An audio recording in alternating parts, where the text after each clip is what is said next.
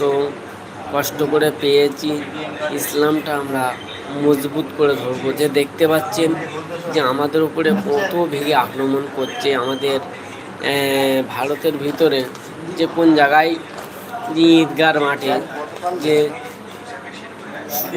শুয়ার যাকে বলে শুয়ার, ওই শুয়ারকে কেটে বলি দিয়ে যে ঈদগার মাঠে ছড়িয়ে দিয়েছে, আমাদেরকে মুসলমানদের নামাজ পড়তে দেবে না।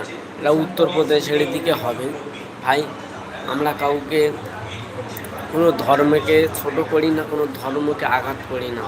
যে বারবার যে আমাদের মুসলিমদের উপরে যে এত জুলুম করছে, এত বড় নেমো খারাপই করছে, আমার মনে হয় যে এই যে হিন্দুগুলো করছে, এরা কোনো পবিত্র হিন্দু হতে পারে না।